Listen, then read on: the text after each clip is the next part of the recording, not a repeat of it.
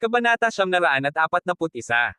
Hindi nagtagal, inihain na ang mga ulam, na lahat ay tira-tira. Kumunat ang noo ni Wenny, hinayla si Victor sa tabi, okay lang ba ito? Tutal kaibigan naman sila ng kapatid mo. Napabuntong hininga si Victor, anong issue? Tingnan mo siya. Para sa kanya, maaaring delicacy ang mga natirang pagkain na ito. Hindi nagpagulo sina Lito at Linggang, at mahinahong kumain ng kanilang pagkain. Sinilip ni Victor si Wenny na parang sinasabing tingnan mo, sinabi ko na sa iyo. Pagkatapos kumain, binalak ni Lito na kunin si Linggang para manatili sa labas, ngunit pinigilan sila ni Victor, naghanda kami ng mga silid para sa inyo. Salamat, kung gayon. Pumunta sina Lito at Linggang sa guest room. Tinanong ni Wenny ang kanyang asawa, akala ko ba hindi mo sila gusto? Bakit hindi mo sila hinayaang manatili sa ibang lugar? Inikat ni Victor ang kanyang mga mata, sa tingin mo ba gusto kong gawin ito? Kaibigan sila ng kuya ko, paano kung magalit tayo sa kanila at hindi maligaya ang kapatid ko? Binabakan ko pa rin ang mga koneksyon ng kapatid ko para kumita. Pagbalik sa kanilang silid, tinanong ni Linggang si Lito, Guro, hindi ba sila masyadong maligayang pagdating sa atin? Tumango si Lito. Kumunat ang noo ni Linggang, dahil ba sa mukhang mahirap tayo? Tumawa si Lito, mga oportunisto lang sila. Huwag mong isa puso, magpahinga ka na. Sa mahabang paglalakbay, si Linggang ay talagang pagod. Umakyat siya sa kama at nakatulog kaagad. Ang mga labi ni Lito ay pumulupot sa isang mahinang ngiti. Kung alam ni Victor na ang batang ito ay ang young master ng Ling City, iniisip ko kung ano ang iisipin niya. Lumakad siya sa looban, ang kanyang daliri ay dumampi sa sahig, at nawala siya sa gabi. City Lord's Mansion. Isang nasa katanghaliang gulang na lalaki na nakasuot ng napakarilag na kulay ube na balabal ang nakaupo ng tuwid sa trono, ang kanyang mukha ay may bakas ng kadiliman. Siya ang tiyuhin ni Linggang, ang mga agaw, si Jinggoy Ling. Lumapit ang isang kasambahay na mukhang naiistorbo. Ayaw pa rin. Lalong nagdilim ang ekspresyon ni Jinggoy. Tumango ang kasambahay, sabi ng ginang. Mas gugustuhin niyang mamatay kaysa magpasakop, iniisip lang niya ang namatay na City Lord, inangkin din niya. Binasa niya ang kanyang mga labi, hindi naglakas loob na magpatuloy. Sabihin mo kung ano pa. Kumunat ang noo ni Jinggoy. Nanginginig na sumagot ang katulong, sinabi niya na ang kanyang anak ay babalik balang araw upang ipaghiganti ang matandang City Lord. Bang! Dinurog ni Jinggoy ang mesa gamit ang isang palad, tumayo at nagsabi, ipadala ang aking mga order, palawakin ang lugar ng paghahanap, kailangan nating mahanap ang dalawang kasuklam-suklam na iyon, patay o buhay. Agad na sinabi ng kanyang mga nasasakupan, oo. Noon lang, biglang naramdaman ni Jinggoy na may mali. Pagtingin-tingin sa paligid, may nakatayong isang lalaki sa bakana ng engranding bulwagan, nang hindi ipinaalam. Nakamaskara ang lalaki, nakakubli ang kanyang mga tampok, ngunit dinala niya ang kanyang sarili sa isang tuwid na tindig. Sino ang pumunta doon? Umungol si Jinggoy at agad na hinugot ang kanyang mahalagang espada. Mahinahong nagsalita si Lito, sa ngalan ng isang tao, narito ako upang kunin ang nararapat na pag-aari niya. Kumunat ang noo ni Jinggoy, sino? Anong bagay? Itinuro ni Lito ang kanyang upuan, ang upuan sa ilalim mo. Ang taong nagtiwala sa akin ay pinangalan ng Linggang. Nang marinig ito, nagbago ang ekspresyon ni Jinggoy, mabangis siyang nagutos, imposible.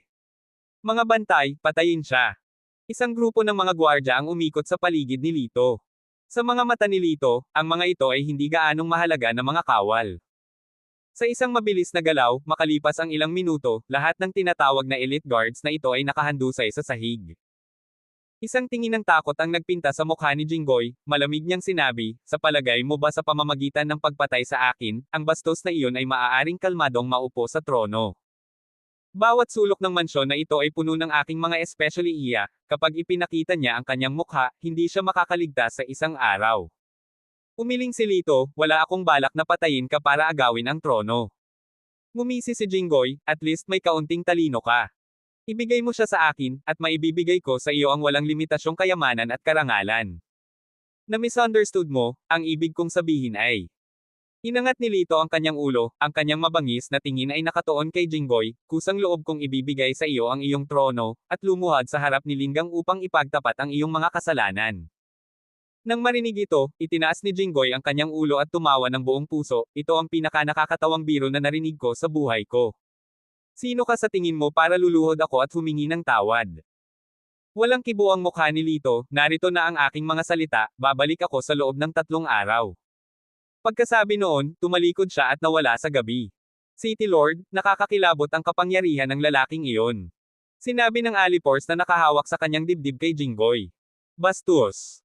Nagmura si Jinggoy, pagkatapos ay ngumisi, sino siya sa palagay niya, sinusubukan akong hamanin.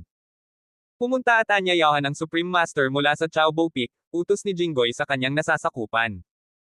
Ang nasasakupan ay Sumaludo, ang Supreme Master ay isang sikat na magsasaka sa daang libong bundok. Kasama niya rito, ang batang iyon ay hindi makakagawa ng anumang mga alon. Pag-alis sa mansyon ng Master, tinanggal ni Lito ang kanyang maskara at naglakad-lakad sa mga lansangan ng Ling City.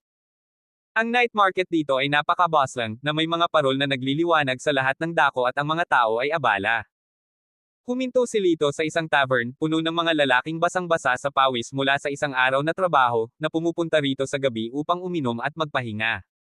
Umorder si Lito ng inumin at humigop ito ng dahan-dahan. Hindi nagtagal, umusbong ang isang pag-uusap. Narinig mo ba? Si Monemo ay nag-host ng martial arts tournament para piliin ang kanyang asawa. Sabi ng isang matipunong lalaki.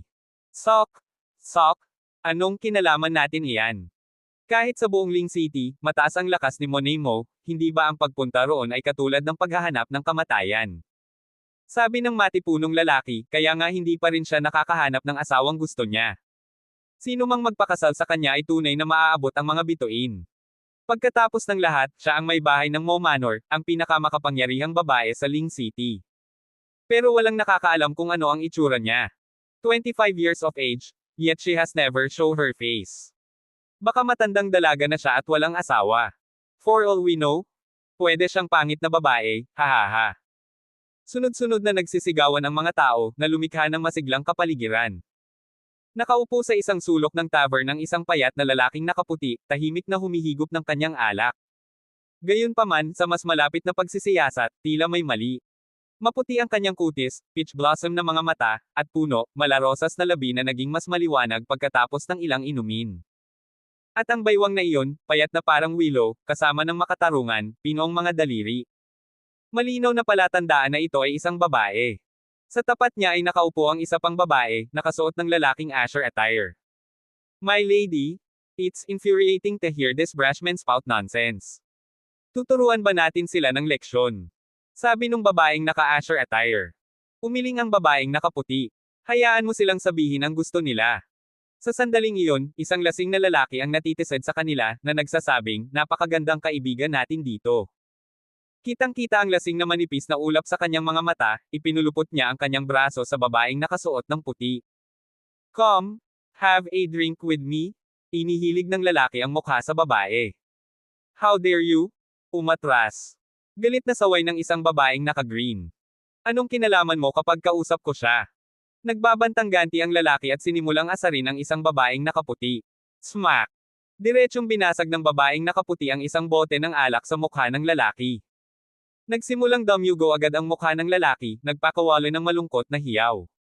Ang lakas ng loob mong saktan ako. Tinakpan niya ang kanyang mukha, umungal sa galit, at sumuntok. Hinawakan ng babaeng nakaputi, na may walang pakialam na ekspresyon, sa braso ng lalaki at walang kahirap-hirap na hinagis. Thud! Napasubsob ang lalaki sa mukha, parang asong kumakain ng dumi. Pagtapak sa kanya, malamig na sinabi ng babae, paumanhin. I'm sorry, hindi ko alam kung sino ang ginugulo ko. Nagmamadaling humingi ng tawad ang lalaki. Ang babaeng nakaputi, na hindi interesado sa karagdagang mga paghaharap, ay tinanggal ang kanyang paa sa pag-apak, umupo at nagpatuloy sa pag-inom. Umalis ang lalaki na malungkot ang mukha.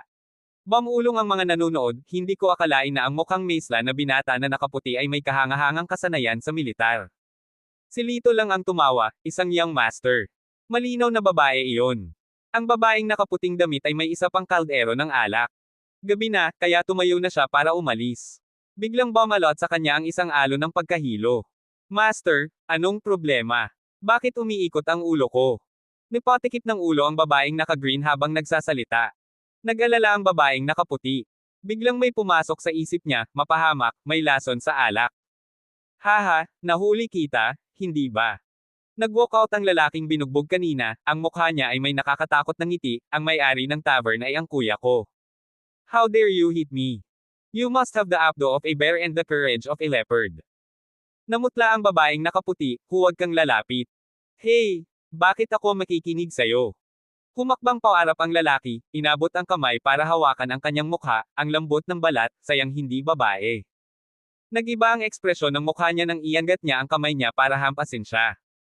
Hinawakan niya ang kamay nito, nanunuya, nakainom ka na ng nakatutuwang gamot pero naglakas loob kang lumaban. Bitawan mo ako. Habang nagpupumiglas siya, hindi sinasadyang napunit ang kanyang kasuotan, nakitang-kita ang undergarment na suot niya sa ilalim. Ang kanyang perpektong feminine curves ay nakalantad para makita ng lahat. Nanlaki ang mga mata ng lalaki sa pagtataka, so she really a woman. Hehe, ikaw ang nang-provoke sa akin ngayon, hindi kita bibitawan ng ganoon kadali. Habang ang lalaki ay naghahanda sa kanyang pagkilos, isang boses ang biglang umalangaw-ngaw, pabayaan mo siya. Lumingon ang lalaki, napansin ng isang binata na nakaupo sa kalapit na wine table, ang walang pakialam na tingin nito sa kanya. Anak, kinakausap mo ba ako? Naiinis na tanong niya. Si Lito ay umiinom ng alak, casual na nagsasabi, sino pa ba? Ipinapalagay mo bang kausap ko ang aso sa pintuan? Ang mga kalamnan sa mukha ng lalaki ay kumikibot, naghahanap ka ba ng gulo? Umalis ka. Sa iyong payat na pangangatawan, kaya kung ibaba ang tatlo sa iyo ng mag-isa. Hindi tumugon si Lito, ngunit bigla niyang inihagis ang baso ng alak sa mukha ng lalaki. Thud! Sa sobrang pagdurugo ng ilong, napaungol sa sakit ang lalaki, natatakpan ang ilong. Dahil nataman siya ng pitsyal ng alak kanina at ngayon ay may baso ng alak, galit na galit siya. Mapahamak, hindi kita bibitawan. Sinuntok niya si Lito. Mabilis na dinampot ni Lito ang mesa at direktang ibinato sa lalaki. Ang lalaki ay nauwi sa isang ganap na gulo, na tumagal ng ilang sandali bago niya nagawang tumayo. Sa sandaling ito, dumating ang may-ari ng restaurant kasama ang ilang tao, itinuro si Lito at galit na nagtanong, nataman mo ba ang kapatid ko? Walang pakialam na nagsalita si Lito, nabuli niya ang mga tao ng walang dahilan. Hindi ba siya karapat-dapat na bugbugin? Nagdilim ang mukha ng amo, hindi mo man lang ba tatanungin kung sino ang anak kong si Warlo Wang? May lakas ng loob kang talunin ang kapatid ko sa teritoryo ko. Sa pamamagitan nito, inutusan niya ang kanyang mga nasasakupan, putulin ang isang kamay niya. Oo. Dalawa sa kanyang mga tauhan, na may hawak na kutsilyo, ay lumipat patungo kay Lito.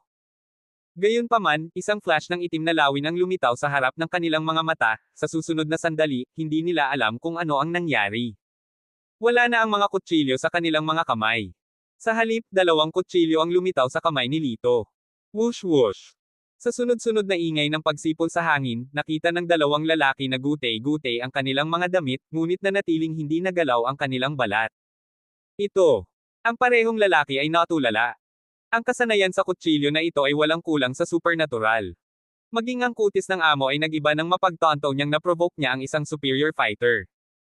Kabanata 942. This. Let's talk this out nicely. The store owner interjects, playing a peacemaker role. Walang pakialam na sagot ni Lito, tiyak na maaari nating pag-usapan ang mga bagay-bagay, ngunit una, dapat siyang humingi ng tawad sa ginang. Ngumisi ang lalaki, you're on my turf and you want me to apologize. Dream on. Sa sandaling iyon, kumilos si Lito isang mabilis na paghampas ng kanyang talam. Ang lalaki, na nahuli, ay maaari lamang magrehistro ng panlalamig sa kanyang tainga. Siya ay likas na umabot hanggang sa kanyang tainga, ngunit nakita niyang nawawala ito, at ang kanyang kamay ngayon ay puno ng sariwang dugo. Mapahamak, papatayin kita. Galit na sigaw ng lalaki. Idly plays Lito with the blade in his hand, sa susunod, hindi lang tainga mo ang puputulan. Nang makasalubong ang nagyayelong tingin ni Lito, naramdaman ng lalaki ang matinding lamig na damaloy sa kanyang gulugod, na para bang naging biktima siya ng isang uhaw sa dugo na hayop. Nakagat ang labi, bumitiw ang lalaki sa pagyuko ng ulo at humingi ng tawad sa babaeng nakaputi, I'm sorry. Ang babaeng nakaputi ay tumango ng mahina, nakaramdam ng pagkahilo bago nawala ng malay.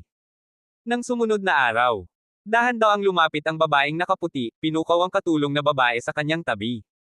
My lady, where are we? Paano tayo napunta dito? Naguguluhan na tanong ni Grace.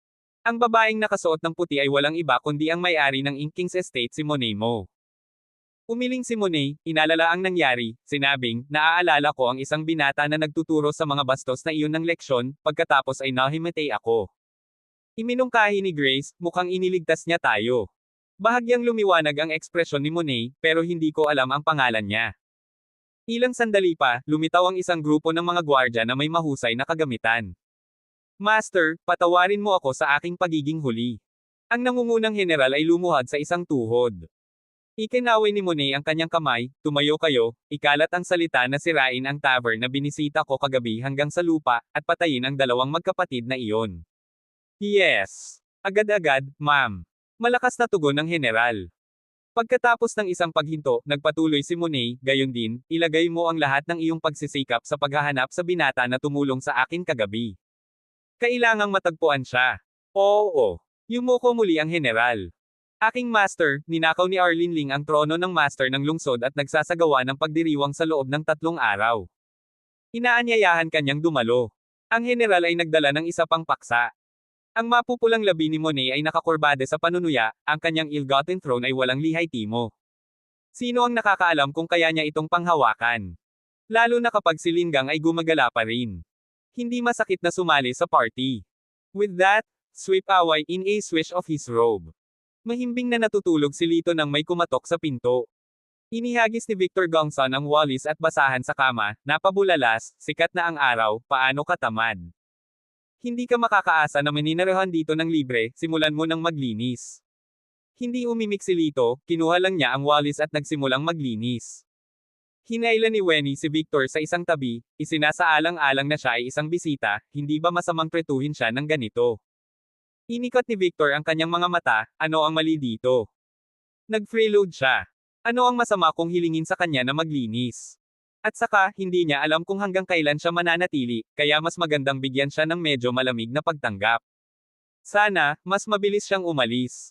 Pinandilatan ni Victor si Lito ng may panghahamak. Boss, may problema tayo, may nangyari sa shop. Mabilis na tumakbo ang isang lalaki. Ang pamilya ni Wenny ay nagmamay-ari ng isang medicinal herb shop, at ang lalaking nakasagasa ay isang clerk mula sa shop. Kumunat ang noo ni Wenny, anong nangyayari? Pinunasan ng clerk ang kanyang pawis at sinabing, namatay ngayon ang isang pasyente na bumili ng gamot natin kahapon. Nagbabanta ang pamilya niya na durugin ang tindahan natin. May nangyaring ganyan. I'll go check it out. Mukhang seryoso si Wenny. Ngumisi si Victor, tingnan natin kung maglakas loob silang basagin ito. Wala na bang batas? Ang tindahan ay katabi ng Zin Estate. Pagdating nila, nakita nila ang isang pulutong na nagkukumpulan sa pasukan na may isang taong nakatikip ng puting tela na nakahandusay sa sahig. Nang makita ang eksenang ito, natakot si Zin na namutla at mabilis na nagtago sa likod ng kanyang ina. Sa wakas, Boss Wenny, nandito ka na. Tingnan mo ang bagay na ito, ano ang dapat nating gawin? Lumabas ang isang nasa katanghaliang gulang na lalaki na may mayayabang na kilos, itinuro si Wenny at sinaway ito. Bumuhos ang malamig na pawis sa noo ni Wenny. Isa siyang lalaking ayaw sa gulo, logically, hindi dapat nangyari ang ganitong bagay. Nagmura ang lalaki, anong kalokohan ang sinasabi mo? Namatay ang tao pagkatapos kumain ng gamot mo. Sinusubukan mo bang talikuran ang iyong responsibilidad? Hindi naman ganoon. Ano ang gusto mong gawin ko? Tanong ni Wenny sa mahinang boses. Iniunat ng lalaki ang kanyang kamay, hindi ba halata? Magbayad ka, 500 taels ng ginto. Sa sandaling marinig niya ang numerong ito, nagalit si Victor, ano? Sa tingin mo ito ay isang pagnanakaw. Mangarap ka. You uncouth woman, it's not your place to speak here, or I'll call the authority. Ninatngat ng lalaki ang kanyang ngipin. Sanay na ibinabato ang kanyang dahilan, inilagay ni Victor ang kanyang mga kamay sa kanyang baywang, sige, tawagan mo sila. Tingnan kung may pakialam ako. Wait lang. Lumingon ang lalaki para humingi ng tulong. Bakit niyo siya pinagtatalunan? Pwede namang mapag-usapan ang presyo. Sabi ni Wenny sa kanyang asawa. Inilibot ni Victor ang kanyang mga mata, ang aking nakatatandang kapatid ay ang master ng lungsod ng Kailan City, sa tingin mo ba matatakot ako sa kanya? Mula sa gilid, mahinahong nagsalita si Lito, ang malayong tubig ay hindi pumapatay ng kalapit na apoy, at hindi pinipigilan ng isang makapangyarihang dragon ang mga lokal na ahas. Naiintindihan mo na ba? Hindi mo rin dapat sabihin. Pinandilatan ni Victor si Lito, hindi nagpipigil sa kanya. Hey! Umiling si Lito na may ngiti, bamulong, walang isip, sa ilalim ng kanyang hininga, at lumakad para siyasatin ang katawan. Hoy, bata, huwag mong hawakan ng kahit ano. Nagbabala ang isang miyembro ng pamilya. Doktor ako, gusto kong matukoy ang sanhi ng pagkamatay niya. Sagot ni Lito. I said no means no, back off. Ang miyembro ng pamilya ay hamarang sa kanyang daan, nagsasalita ng brusko. Tumawa si Lito. Sa paghusga sa mga reaksyon ng mga taong ito, ang sitwasyong ito ay lalong nagiging kainahinala. Hindi nagtagal, bumalik ang lalaking kaninang umalis kasama ang isang grupo ng mga kawal. Ang nangungunang sundalo, na nakabaluti, ay may dalang plaque na may karakter na, Zin. Nang makita ang mga bagong dating, nagulat ang lahat, mapahamak, mga tao sila sa mansion ni Prince Zin. This is my cousin, Toro Chen. He is a close guard to Prince Zin. Just one word from him and you're done. I ask you, will you pay the compensation or not? Nakangiting malisyosong sinabi ng lalaki, kung hindi ka magbabayad, humanda ka sa kulungan. Agad na natarante si Victor. Hindi niya akalain na ang kabilang partido ay konektado sa mansion ng Prinsipe Zin. Nawala ang mayabang niyang kilos at mabilis siyang umatras. Awkward na sinabi ni Wenny, pag-usapan natin ito, ang 500 tael ng ginto ay talagang sobra-sobra, maaari ba? Sinong nagsabi ng 500? Para sa ugali mo, dapat magbayad ka ng 1,000 tael. Ang kabilang panig ay agresibong gumanti. Ano ba? 10,000 taels. Hindi natin kayang bayaran. Tumutulo ang pawis sa noo ni Wenny. Si Toro, na may autoridad, ay tumugon, kung gayon, maghanda sa pagkulong. With that, nakipagpalitan siya ng tingin sa kanyang pinsan. Silang dalawa ang nagplano nito simula pa lang. Ang pinagsamang mansyon at tindahan ni Wenny ay parang matabang tupa na handang katayin. Mga bantay, kunin si Wenny at isara ang tindahan. Utos ni Toro. Tumigil kayo. Sa sandaling ito, tumayo si Lito, ito ay isang hindi pagkakaunawaan. Kumunat ang noo ni Tora, anong sabi mo? Si Lito, na nakaturo sa katawan, ay nagsabi, namatay nga ang taong ito dahil sa pagkonsumo ng mga halamang gamot na tumututol sa isa't isa, ngunit ang dalawang uri ng halamang ito ay wala sa tindahan ni Wenny. Doktor ka. Bakit ka namin paniniwalaan? Sa tingin ko kasabwat mo ang mga family na ito. Si Toro, ang kanyang pinsan, ay mukhang may kasalanan. Mahinahong sumagot si Lito, kung hindi ka naniniwala sa akin, maaari kang mag-imbite ng isang matandang doktor na pumunta at i-verify ito batay sa mga sintomas. Si Toro, syempre, ay hindi papayag. Ang namatay ay ang kanyang asawa. Matagal na siyang nagsawa sa kanyang asawang tuso. Kamakailan lamang nang magkasakit ang kanyang asawa, bumili siya ng ilang murang halamang gamot sa tabing kalsada, na dinadaya na binili ito sa isang pangunahing botika. Sino ang makakaalam na hindi nagtagal pagkatapos uminom ng halamang gamot ang kanyang asawa, nagsimulang manginig ang buong katawan, at mabilis itong nasawi. Nahulaan niya na ang isyo ay tungkol sa mga halamang gamot, ngunit sa halip na tugunan iyon, sinamantala niya ang sitwasyon at binabalangkas ang tindahan ng halamang gamot ni Wenny. Bukod dito, nakagawa na sila ng kanyang pinsan ng plano. Kapag natanggap na nila ang 1,000 tael ng ginto, hahatiin nila ito ng pantay. Ngayon, na nakikita ang inaasam-asam na kayamanan na abot kamay nila, walang paraan na ibibigay nila ito. Si Toro ay nagbigay ng senadorya sa kanyang pinsan gamit ang kanyang mga mata. Agad na sumigaw si Toro, I think you're trying to shirk responsibility. Kung maglakas loob kang magsalita pa, arestuhin namin kayong lahat. Tinuro niya si Lito, lalo na ikaw, punk.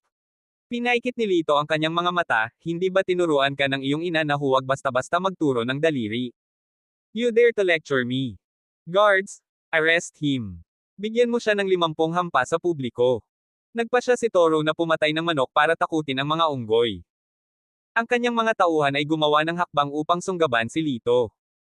Gayunpaman, bago pa man nila siya mahawakan, itinaboy na sila ng hindi nakikitang puwersa. Nagulat ang lahat, anong nangyayari dito? Nagulat din si Turo, ngunit nagkunwari siyang kalmado, sinabing, ang lakas ng loob mong bugbugin ang isang lalaki mula sa mansion ni Prince Zin, tiyak na patay ka na. Sa malapit, nagmamadaling sinabi ni Victor, siya ang may gawa nito, wala kaming kinalaman dito.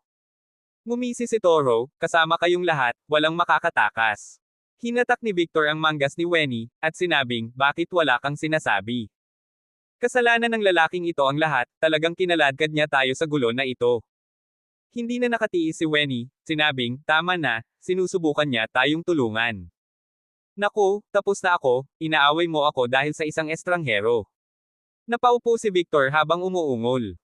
Patuloy na nanunuya si Toro, walang silbi ang pag-ungol, bigyan mo ako ng ginto, o sumama ka sa akin. Sasamahan kita. Biglang nagsalita si Lito, hindi ba ginto lang ang gusto mo? Meron ako. Sa mga salitang ito, natigilan sina Victor at Wenny. Tiningnan ni Toro si Lito na may paghamak, tigilan mo ako sa kalokohan. Kahit na ang mga sweeper sa mansion ni Prince Zin ay mas maganda ang damit kaysa sa iyo. At sasabihin mo sa akin na mayroon kang ginto. Inilabas ni Lito ang isang gintong bar mula sa kanyang bulsa at inihagis ito kay Toro, naniniwala ka na ba sa akin ngayon? Sa pagtingin sa mabigat na gold bar sa kanyang kamay, agad itong kinagat ni Toro at tuwang-tuwang sinabi, ito ay tunay na ginto. Mata ko niyang tinitigan si Lito, na para bang isa siyang matabang tupa. Alisin mo ang batang ito. Sa pag-alis ng mga tao, sa wakas ay nanambalik ang katahimikan ng tindahan ng gamot. Tinapik-tapik ni Victor ang kanyang dibdib, thank goodness, it's finally none of our business. I didn't expect that boy to have gold on him. I really underestimated him. Sampal. Itinaas ni Wenny ang kanyang kamay at sinampal si Victor. Hinawakan ni Victor ang kanyang mukha, galit na sinabi, masyado ka nang lumayo, nang ahas na saktan ako. Umiling si Wenny, ikaw na hamak na babae, matigas ang ulo mong ignorante. Ang lalaking iyon ang sisihin sa atin, ngunit binibitawan mo ang mga salitang malamig ang dugo. Nang marinig ito, ang naunang pagsuwi ni Victor ay nawala ng husto. Tinakpan niya ang mukha niya at hindi umimik. Tumingin si Zin sa direksyon ng pag-alis ni Lito, medyo komplikado ang kanyang nararamdaman. Matapos dalhin si Lito sa likod bahay ng Prince Zin's mansion, kinalikot ni Toro ang isang letigo sa kanyang kamay, malamig na tumawa, boy, ibalik mo ang gintong mayroon ka at magkukunwari akong hindi nangyari ang affair ngayon. Kinunot ni Lito ang gilid ng kanyang bibig, mayroon din akong pangungusap para sa iyo. Ibigay mo ang lahat ng pera mo, at maaari kong magpanggap na hindi ito nangyari. Ano? Ang mga tao ay tumingin kay Lito nang may pagtataka, na para bang siya ay nabaliw. Mukhang kailangan mo ng leksyon. Dumilim ang mukha ni Toro, at inindayog niya ang kanyang letigo. Biglang may kumikislap na ginto. Ang letigo sa kamay ni Toro ay nagiging mga pira-piraso na nakakalat sa hangin at bumagsak sa sahig. Si Lito, na may hawak na Xuanyuan sword, ay walang pakialam na nagsabi, kayong mga basura, karapat-dapat din ba kayong banggitin sa akin ang salitang aralan? Naging seryoso ang kanyang mukha, at marahang kumaway ang espada sa kanyang kamay. Boom! Ang isang peking bundok na 3 beses ang taas ng tao sa looban ay gumuho sa isang dagandong. Si Toro Chen at ang kanyang kapatid at ang kanilang gang, lahat sila ay natulala, na nakabuka ang kanilang mga bibig. Kabanata 943. Si Lito, ang espada na Xuanyuan na nasa kamay, kumikinang sa maningning na liwanag. May sasabihin ka pa ba? Walang pakialam niyang tanong sa mga tao. Dahil sa gulat, napaluhod ang magkapatid na Chen sabay hampas, wala. Wala nang iba. Paano nila hamanin ang isang taong maladyos na? Papalapit kay Chen, na nagsimulang manginig sa takot na mahati sa isang laslas sa susunod na sandali, nagsalita si Lito.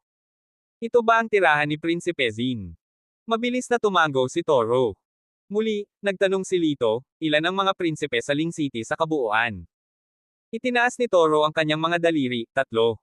Prinsipe Mo, Monet Mo, Prinsipe Zin, Tyrant Zin, at Prinsipe Kyo, Paulo Kyo.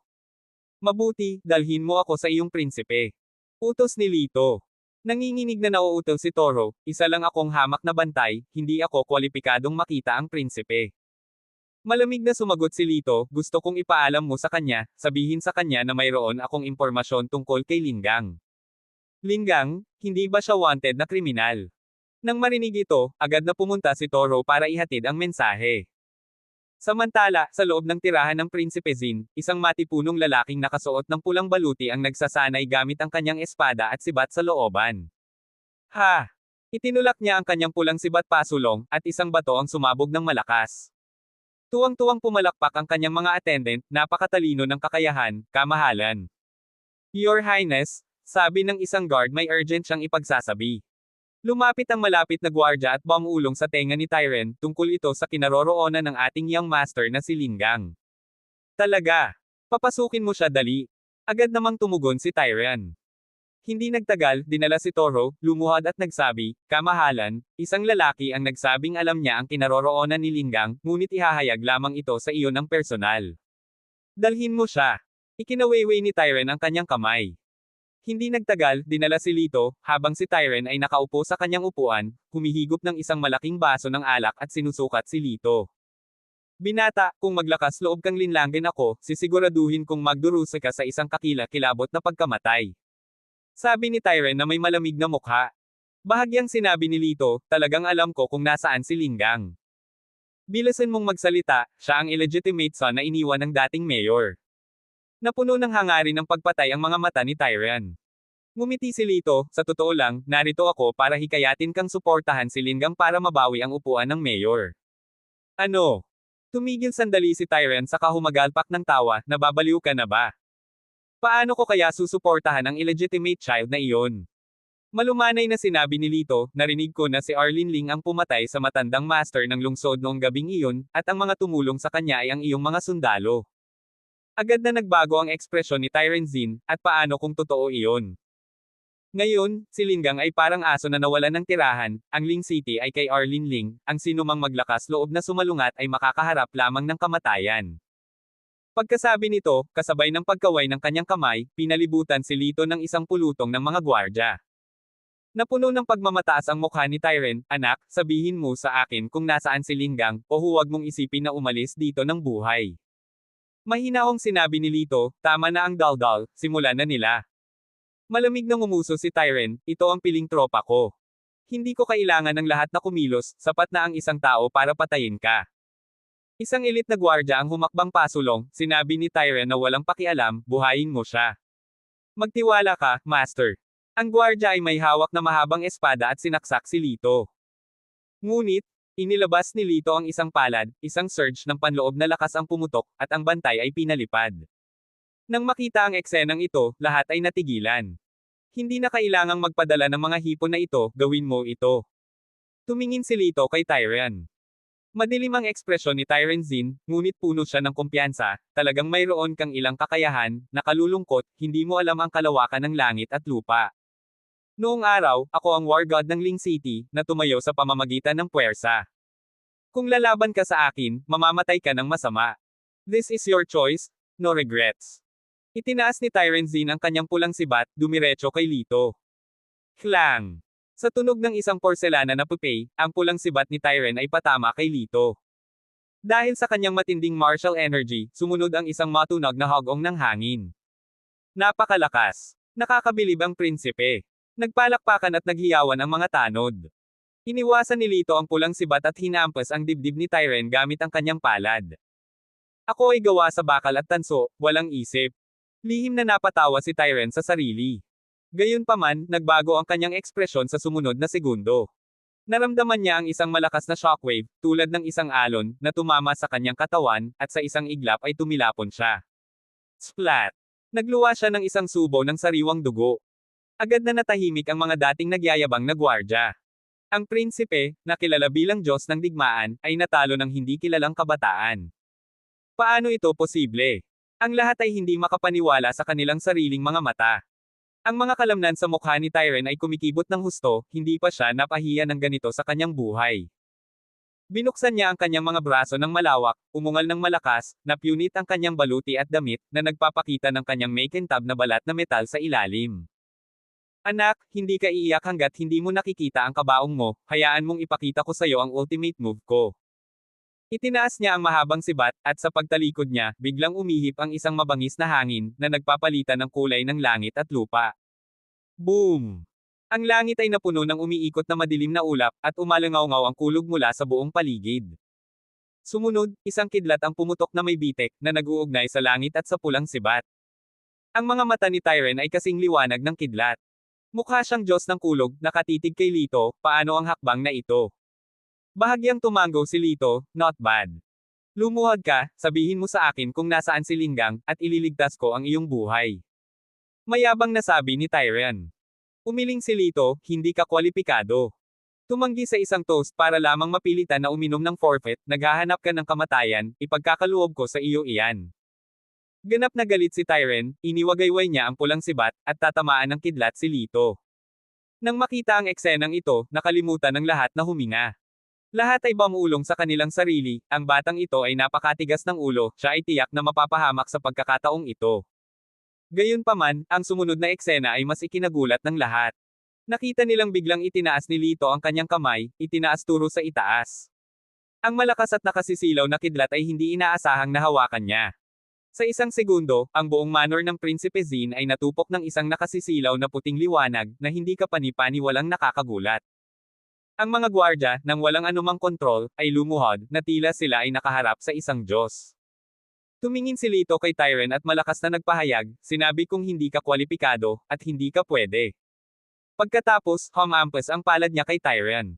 Ang mga labi ni Tyren ay patuloy na nanginginig, at sa isang iglap, siya ay tinamaan ng kidlat. Boom! Isang napakalakas na ingay, nawala si Tyren, napalitan ng isang dakot ng sunog na sahig. Sinabi ni Liti na rehistrong simbolong tatak pangkalakal ko sa simpleng tono, ang mga sumasalungat sa akin, mamatay. With that, mahinahon siyang umalis. Sa manor ng Prinsipe Zin, ang mga tao ay nanlamig hanggang sa buto, ang kanilang mga kaluluwa ay nabigla sa mahabang panahon. Ang balita ng pagkamatay ni Tyren Zin ay mabilis na kumalat sa buong lungsod ng Ling. Sa loob ng mansyon ng master ng lungsod, natanggap ni Arlene Ling ang balita, puno ng hindi mapigil ang takot ang kanyang mukha. Isang binata, maaaring siya na mula noong gabing iyon. Ang kanyang mukha ay may mabangis na ekspresyon habang malamig niyang sinabi, sabay-sabay na pag-uudyok, babayaran kita. Sa loob ng manor ni King Kyo, si Paolo Kyo ay may ekspresyon na puno ng pag-aalala. Mag-ulat. Prinsipe, may isang binata na nakatayo sa pintuan, gusto ka daw niyang makita. Isang subordinate ang nagmamadaling nag-uulat. Ang tasa ng tsaa sa kamay ni Paolo ay halos lumipad, nauutil siya, sabihin. Sabihin mo na may sakit ako, hindi komportable na makipagkita sa mga bisita. Prince Q, napakabuti mo, hindi ko alam kung saan ka nagkasakit. Isa akong doktor, kaya kung kunin ang pulso mo. Isang mahinang boses ang dumating. Paglingon ni Paolo, nakita niya ang isang teenager na nakatayo sa pintuan, na hindi niya napansin kanina. Kung titingnan ang hitsura ng binata, payat at gwapo, nagkaroon siya ng kapansin-pansing pagkakahawig sa lalaking nasa mga alamat na kilalang pumatay kay Tyren Zin sa isang hit. Ikaw ba ang binata na pumatay kay Tyren Zin? Maingat na tanong ni Paolo. Tumango si Lito, Prince Kyo, dapat ay narinig mo na ang aking mga pamamaraan. Mas mabuting i-withdraw mo ang iyong mga tauhan. Hindi magandang madumihan ang iyong maluho na silid kapag nagsimula ako. Habang sinasabi niya ito, walang ingat na umupo si Lito at nagbuhos ng isang tasa ng tsaa.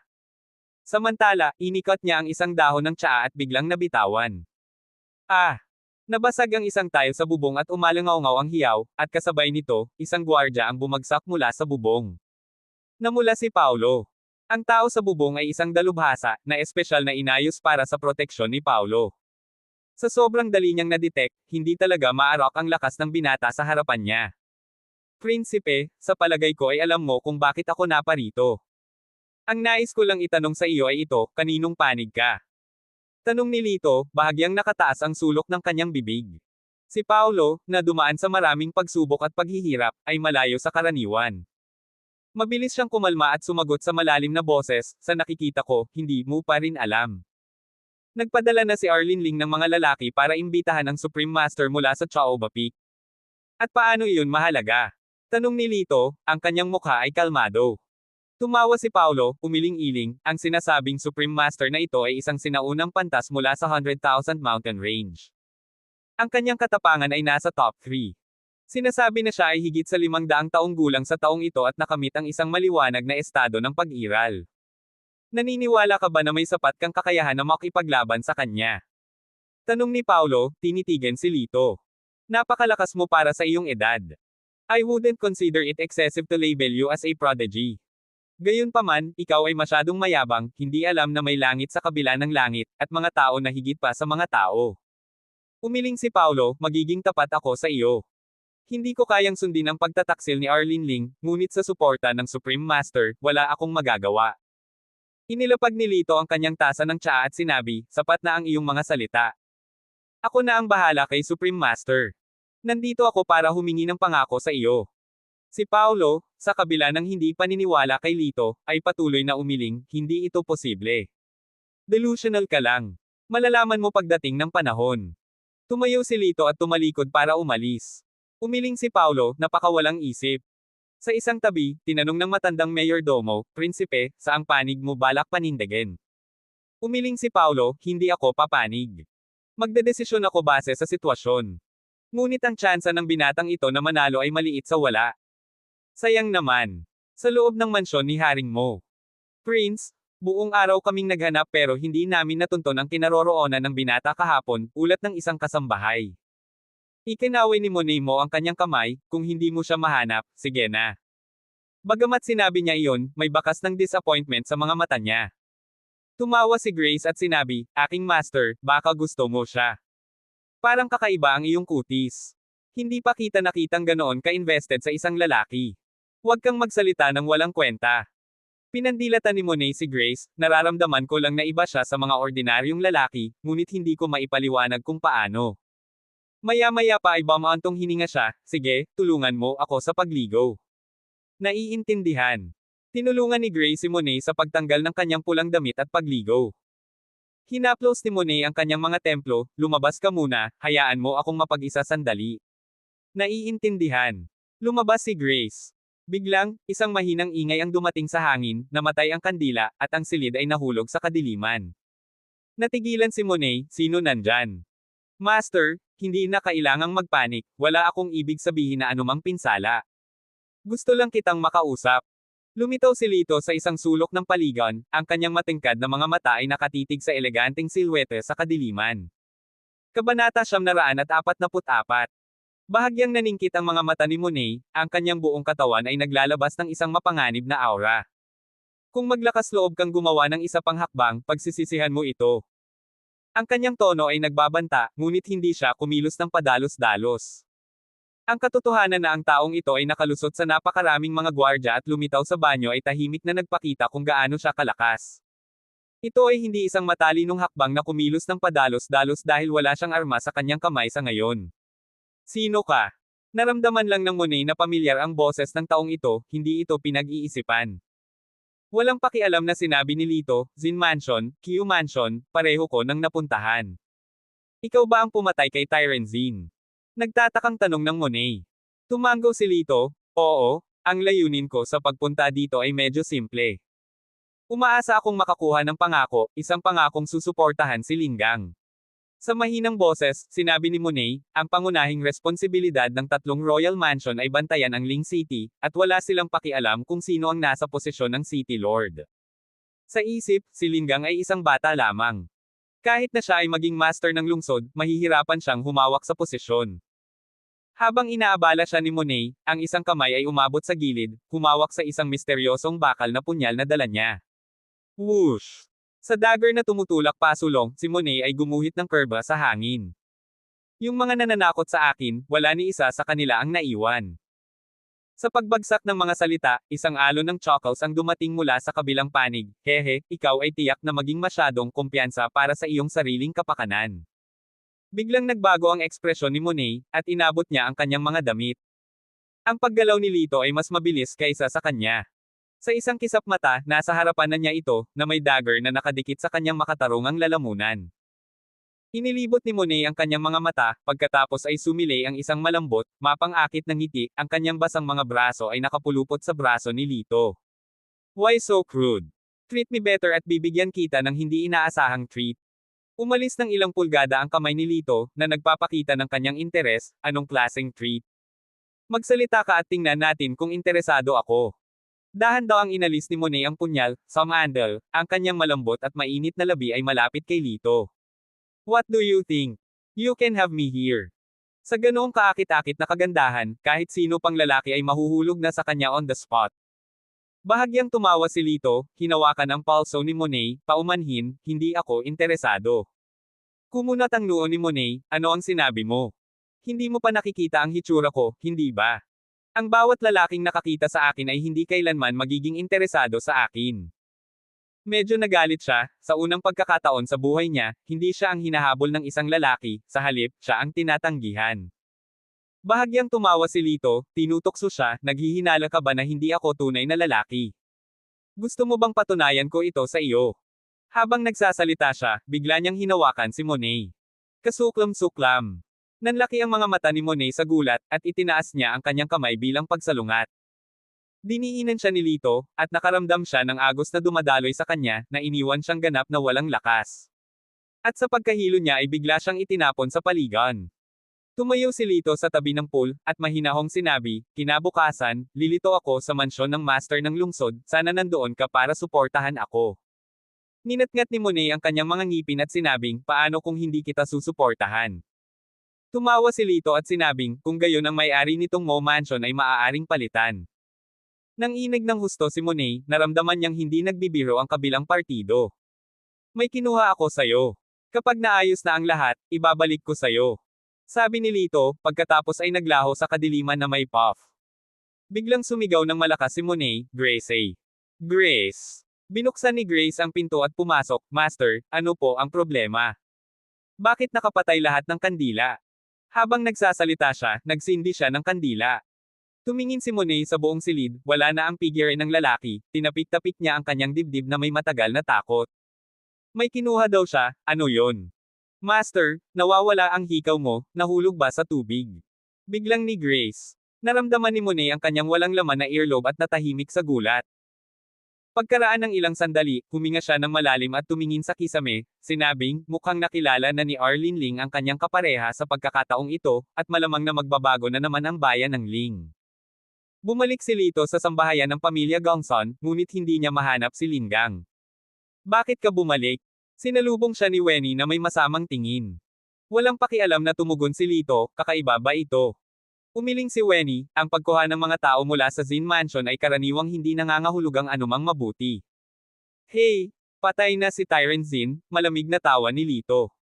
Yeah, and I've heard about it. I suppose because of this incident, wala sila sa mood na parusuhan ka. Ipinahayag ni Weni ang kanyang pasasalamat kay Lito, gayunpaman, dapat kong pasalamatan ka para dito. Bukas, ipapaluto ko sa mga katulong ang ilang masasarap na pagkain at ipaghahandog kita ng kaunting inumin. Ah! Biglang may sumigaw. Pumasok si Victor mula sa labas at laking gulat niyang makita si Lito. Saan ka nagpunta? Bakit ang aga mong bumalik? Tanong ni Weni. Na may guilty look sa kanyang mukha, si Victor ay bumulong, wala. Wala masyado. Sumimangot si Weni, nakita kong lumabas ka kasama ang bata, nasaan na ang bata?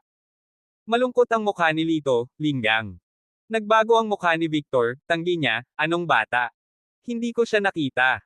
Si Lito ay mabilis na lumakad pasulong, hinawakan ang kanyang leeg gamit ang isang kamay, at nagtanong, nasaan siya? Si Victor ay sumipa at nagmura, bitawan mo ako. Sa tingin mo, sino ka, nangangahas na tretuhin ako ng ganito? Sampal. Sinampal ni Lito ang kanyang mukha, nasaan ang bata?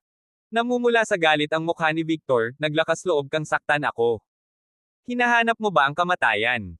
Sampal. Sinampal siya ni Lito ng paulit-ulit, sagot. Lahat ng nanunood ay nagulat sa eksena habang si Weni ay humakbang pasulong na humihimok, tumigil ka. Sinulyapan siya ni Lito ng malamig na sulyap na naging sanhi ng pag-freeze ni Weni sa kinauupuan, naramdamang tumayo ang kanyang balahibo. Sagutin sa loob ng 3 segundo, o mamatay, sabi ni Lito, puno ng galit ang kanyang boses. Si Victor ay lubos na natakot, lubos siyang naniwala na si Lito ay hindi nagbibiro, akala ko. Akala ko hindi ka nababalik, tinanong ko siya kung saan ang kanyang tahanan, ngunit hindi siya tumugon, kaya pinaalis ko ang pananagutan. I did it for his sake. He cannot mooch of me forever, I was simply helping him find a path. Sinubukan ni Victor na bigyang katwiran ang sarili. Ungol ni Lito, saan mo siya pinadala? Nauutal na sabi ni Victor, para. Sa circo, sa ilalim ng malaking puno ng pagoda sa kanluran ng lungsod. Hey, parang masyado akong naging mapagbigay, di ba? Kung hindi dahil kay Goryo, buong pamilya mo ang magbabayad ng buhay niya. Malamig na tumawa si Lito, ang kanyang tingin ay malamig na parang yelo. Binitawan niya si Victor, hinayaan siyang bumagsak sa sahig. What on earth are you doing? How could you send the child to a circus? Pagkaalis ni Lito, walang magawa si Weni. Sumuwi si Victor. Pinagalitan ko lang siya ng kaunti at tinawag siyang walang ama, walang ina, at ang lakas ng loob niyang suntukin ako. Siyempre, paalisin ko siya. Habang nagsasalita siya, mas nagalit siya at ipinikit ang kanyang mga mata. He dares to hit me. I report this to the authorities. Samantala, dumating si Lito sa circo. Mula sa malayo, nakita niya ang isang nasa katanghaliang gulang na lalaki na hinahampas at sinisipa si Linggang. Bakit ayaw mong magsalita? Are you mute? Sigaw niya. Ito ang may-ari ng circo. Sa simula ay tuwang-tuwa siyang makakuha ng isang bata ng libre, ngunit labis na ikinadismaya niya, hindi umimik ang bata. Kaya ko pang magsanay ng tigre, hindi ako naniniwalang hindi kita mapaamo. Pagkasabi niyo ay hinampis niya ito ng letigo. Humakbang si Lito at hinawakan ang latigo. Sino ka? Huwag kang makialam sa usapin ko. Pinandilatan ng may-ari ng circo si Lito, nanginginig ang kanyang mabilog na mukha. Guru. Nang makita si Lito, tuwang-tuwa si Linggang, sabi ng babaeng iyon ay inaresto ka, akala ko. Dahan daw ang tinapik ni Lito ang ulo ni Linggang. Okay lang, tere na. Galit na sigaw ng amo, War, am I invisible? Hindi mo siya basta-basta maalis ng ganito. Bakit naman? Kumunat ang noo ni Lito. Isang malamig na panunuya ang ibinigay ng amo. Nagtatrabaho na siya ngayon sa circus namin. Maari mo siyang kunin kung gusto mo, pero aabutin ka ng 100 tael ng ginto. Tumaas ang kilay ni Lito at sinabi kay Linggang, lumayo ka. Pagkatapos, sa isang suntok, pinalipad niya ang amo, na nakalawit sa puno. Pigilan mo sila, huwag mo silang paalisin, go get the law enforcers. Napasigaw ang amo sa sakit. Hindi nagtagal, umikot ang mga tao sa paligid ni Lito. Maya-maya ay dumating ang isang grupo ng mga gwardya at nagtanong, ano ang nangyayari? Napansin ni Lito ang isang karakter na, Kyo, sa bawat plato ng dibdib ng mga gwardya at bahagyang nagtanong, nagtatrabaho ba kayong lahat kay Prince Kyo? Oo naman. Ito ang jurisdiction ni Prince Kyo, natural na nagtatrabaho kami para sa kanya. Galit na gumanti ang nangungunang sundalo, nabalitaan ko na may sinaktan ka. Sumama ka sa amin. Same time na tumugon si Lito, hindi mo ba itatanong kung bakit? Hinailan ng amo ang isang gwardya sa gilid, at iniabot ang isang pulang sobra, Sir, matandang kaibigan po ako ng superior ninyo, mangyaring bigyan ako ng pabor. Agad namang lumiwanag ang mukha ng guard.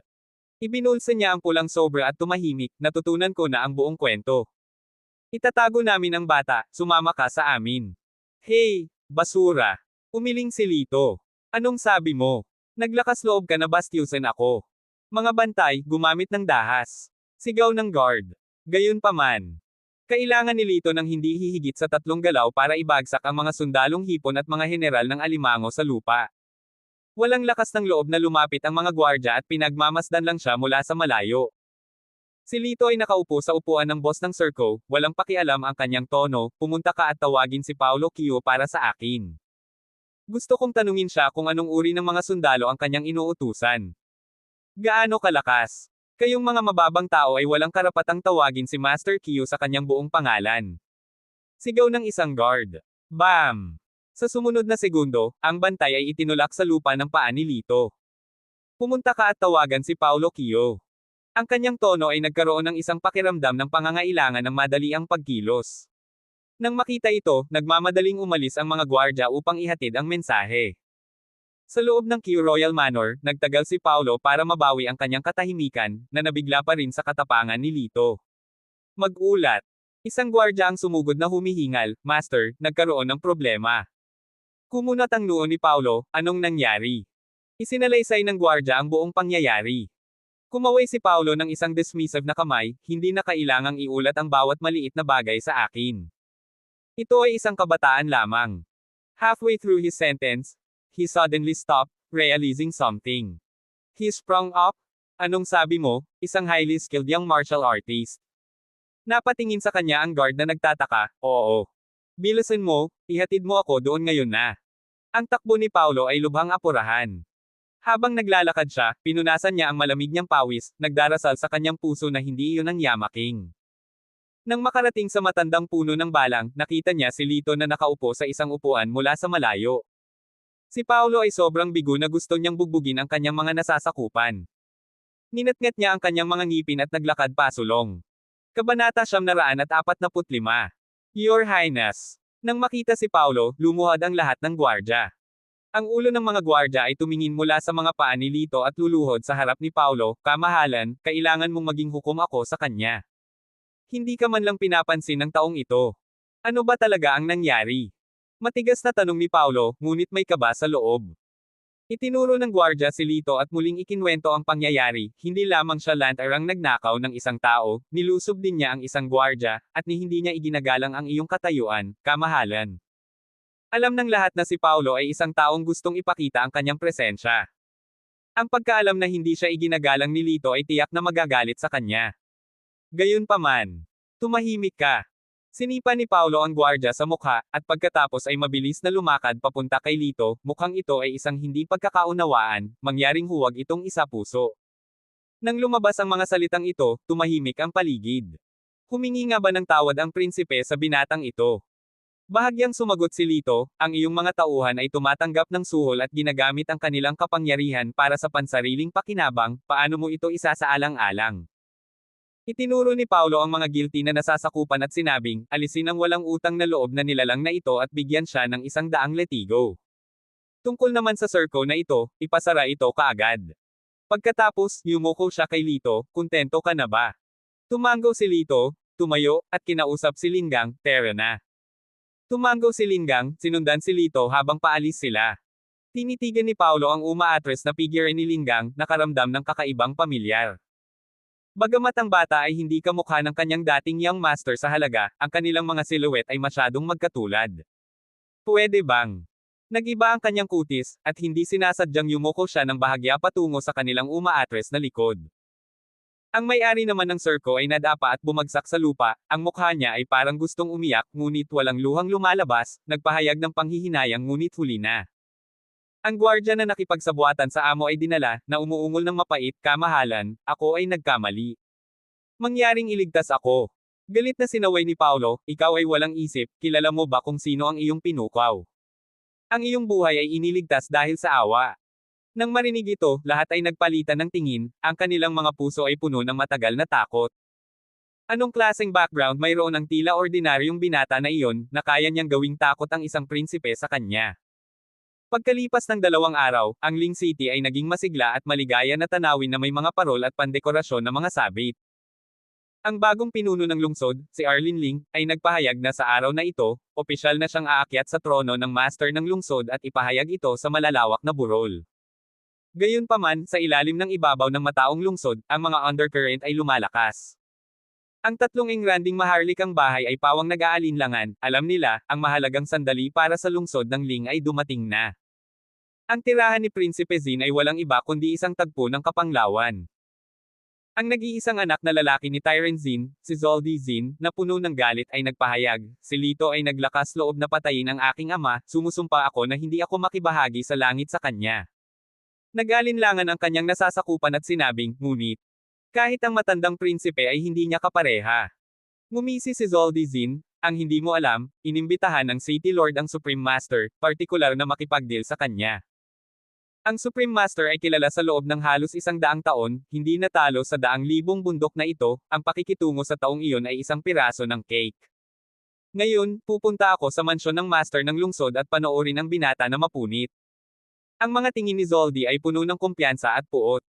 Sa loob ng mansyon ng King Kyo, nagbihis si Paulo, casual na nagsabi, ang usapin ngayon ay magtatakda ng hinaharap na direksyon ng Ling City. Sino ang mag-aakala na ang lahat ng ito ay hawak ng isang binata mula sa labas? Isang lingkod ang nagtanong, kamahalan, ano ang palagay mo sa binatang iyon? Napabuntong hininga si Paulo, sa makasarili, sana ay magtagumpay siya, itaboy si Arlene, ang rebelde, ngunit, umiling siya, kung talagang nagawa niyang dalhin ang Supreme Master, talagang walang pagkakataon si Lito. Ang tagapaglingkod ay nagtanong, narinig ko na ang kataas-taasang guro ay may hindi kapani-paniwalang kapangyarihan, na nakamit na ang mga mahimalang gawain ng paglipat ng mga bundok at pagpuno ng mga dagat. Magtaka kung ito ay totoo. Muling bumantong hininga si Paulo, magkita na lang tayo. Sayang lang ang binatang iyon, sayang. Sa loob ng mansyon ng hari ng Mo, si Monet Mo ay nakasuot ng puting Amerikana, ang kanyang malatinte na mahabang buhok ay nakasabit sa kanyang baywang, nakahawak sa isang jade-colored na satin, isang asul na jade na hairpin na nakahilig sa kanyang buhok, eleganteng bilang isang diwata. Nagpout si Grace, ang tagal ko nang nakita ang kanyang kamahalan na nag-effort sa pagbibihis. Mahinahong sinabi ni Monet, kung may sasabihin ka, sabihin mo.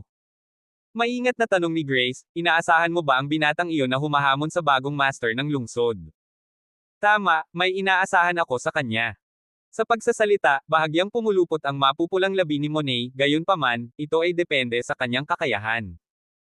Kung ang kanyang lakas ay hindi sapat at siya ay namatay sa kamay ng Supreme Master, kung gayon ito ay magiging panghihinayang. Tanong ni Grace, paano kung manalo siya? Ngumiti si Monet, kung gayon ay magiging kwalipikado siyang maging prinsipe na asawa ng aking Mo Royal Mansion, at ako mismo ang magpo-propose ng kasal sa kanya. Kumunat ang noo ni Grace, ngunit nabalitaan ko na ang Supreme Master ay isang napakalakas na nilalang, tulad ng isang Diyos. Talaga bang manalo siya? Naglakad si Monet sa bintana, nakatingin sa malayong matayog na kastilyo, malapit na nating malaman ang mga resulta. Samantala, sa loob ng kastilyo, pabalik-balik si Arlene Ling sa bulwagan, bali isang parang langgam sa mainit na kawali. Sabi niya pupunta siya ngayon, bakit hindi pa siya dumating? Hinampis niya ang kamay niya at sumigaw. Nagtanong ang kanyang nasasakupan, Panginoong Alkalde, babalikan ba ng Supreme Master ang kanyang salita? Sumagot si Arlene Ling, talagang hindi. May utang siyang pabor sa aking ama mula sa mga dekada na ang nakakaraan, na nangakong babayaran ang kanyang mga inapo. Dahil patay na ang aking nakatatandang kapatid, ang pribilehiyong ito ay nasa akin.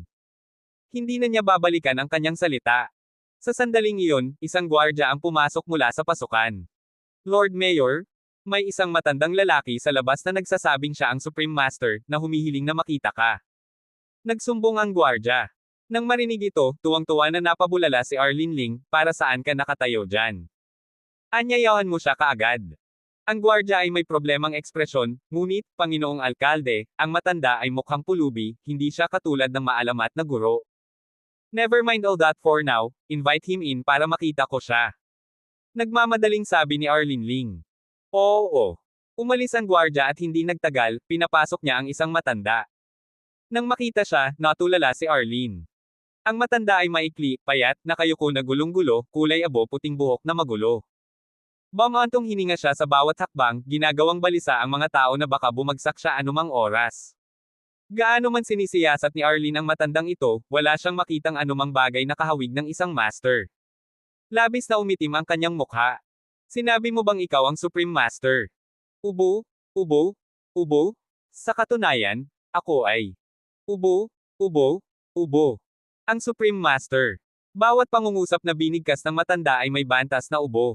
Napaawang ang bibig ni Arlene sa galit. Sa tingin mo ba ako ay isang walang alam? Paano magiging katulad mo ang Supreme Master? At ano sa tingin mo ang dapat na hitsura ng Supreme Master? Ubo, ubo, ubo. Nakangiting tugon ng matanda. Pagbusog ng kanyang dibdib, baka sa mukha ni Arlene Ling ang pananabik. Natural, isang tore ng biyaya, hindi nababahiran ng makamundong kahangalan, maharlikang nag-uutos sa hangin sa bawat hakbang, isang puwersang dapat isaalang-alang. Tiyak na walang katulad mo. Hindi makapagsalita, nagpakawala ng tawa ang matanda. Nako, ang nakababatang henerasyon, isang walang alam kaysa sa isa. How dare you call our prince na walang alam? Mukhang ayaw ng mabuhay nitong mabahong pulubi. Nagngangalit ang gwardya habang pinagbabantaan ang matanda, handang turuan ito ng leksyon. Ubo. Biglang yumuko ang matanda sa pag-ubo, at kasabay nito ang pag-indayog ng palad nito. Sa isang putok, ang gwardya, na parang natama ng isang bagay, ay pinalipad ng diretso at nontog sa dingding. Nang makita ito, bahagyang nag-iba ang mukha ng lahat. Kitang-kitang lumiwanag ang mga mata ni Arlene, ikaw ba? Ikaw ba ang Supreme Master? Malamig na buntong hininga ang matanda, kalokohan, kung hindi dahil sa pabor na ginawa sa akin ng iyong ama minsan, sa pagbigkas ng mga ganyang salita sa akin, patay ka na rin gaya niya ngayon. Habang sinasabi niya ito, itinuro ng Supreme Master ang gwardya. Ngayon sigurado na ito ang Supreme Master, si Arlene ay naging sobrang nasasabik, at mabilis na yumuko bilang paggalang, bilasan mo, kumuha ng upuan at tsaan ng Supreme Master. Kinawian ng Supreme Master ang kanyang kamay, huwag mong pakialaman ang mga walang kabuluhang iyon. Bakit mo ako pinatawag? Sino ang iyong kinakaharap? Namuhay ako ng mapayapa sa loob ng ilang dekada. Huwag mong hayaang sayangin ko ang aking lakas dahil sa ilang hamak na nanggugulo, mapanlate na pahayag ng Supreme Master. Sinabi ni Arlene, Guro, hindi ka mabibigo sa taong ito. Sa kabila ng kanyang kabataan, lumalabas siya at umaalis sa aking mansyon na binabantayan ng husto na parabang sarili niyang tahanan iyon. Walang sino man sa aking mga nasasakupan ang makakapantay sa kanya. Sinulyapan ng Supreme Master ang gwardya, at ninisyon, walang saysay ang pagiging makayanan ang basurang ito. Medyo hindi nasisiyahan si Arlene, ngunit hindi na siya nang ahas na magsalita pa. Oo, sa iyong presensya, Guro, sila ay talagang mga basura. Darating ang batang iyan ngayon. Ako ay lubos na umaasa sa iyo. Paulit-ulit na yumuko si Arlene. Ang Grandmaster ay walang pakialam na sumagot, ito ay isang maliit na pagsisikap lamang sa aking bahagi. Pagkatapos ng bagay na ito, wala na akong utang sa iyong pamilya Ling. Pakiusap, huwag mo nang guluhin ang aking pagmumuni-muni. Oo naman. Tuwang-tuwa si Arlene Ling. Kapag si Lito ay naasikaso na, at si Lingang ang susunod, makakapagpahinga na siya bilang master ng lungsod. Hindi nagtagal, opisyal na nagsimula ang grand ceremony. Sa pamumuno ng tatlong maharlikang bahay, ang mga opisyal ng Ling City ay nagtipon lahat sa pangunahing bulwagan. Umupo si Arlene Ling sa kanyang upuan, nakatingin sa mga tao, labis na ipinagmamalaki. Ngumisi si Zoldy Zin, hindi ba't sinabi ng batang iyon na darating siya? Bakit hindi pa siya dumarating? Nag-check out kaya siya? Naghihintay akong makaganti. Nang matapos siyang magsalita, isang gwardya ang sumugod, Master ko, narito ang isang binata at isang bata. Ngumisi si Arlene Ling, nang ahas siyang lumapit.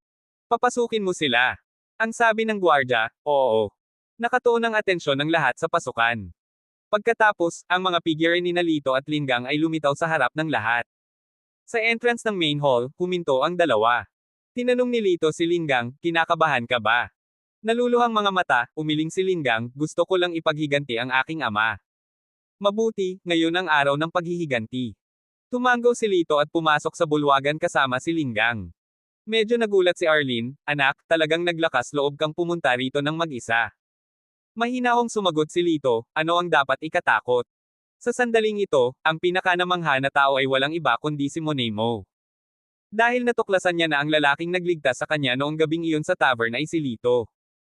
Napansin ni Lito ang tingin ni Monet, walang pakialam na sinabi ni Lito, narinig kong hinahanap mo ako para ipahayag ang iyong pasasalamat. Maaari mo bang alagaan ang batang ito para sa akin? Iminuwestre niya si Lingang. Napabuntong hininga si Monet saglit bago tumango ang kanyang ulo na parang inaalihan. Sa galit, sumigaw si Arlene, Monet, ano ang gusto mong ipahiwatig? Inilibot lang ni Monet ang kanyang mga mata at sinabing, ito ang aking personal na bagay. Pahahalagahan ko ito kung hindi makikialam ang City Master. Si Arlene ay mukhang mas masama ang loob. Ang kanyang pagkapuot kay Lito ay lumaki ng ilang minuto. Anak, maghuhukay ka ngayon ng sarili mong libingan. Nakataas ang buhok, banta niya. Si Lito, ang gilid ng kanyang mga labi ay kumukunot ay nagsabi, sa iyong panaginip.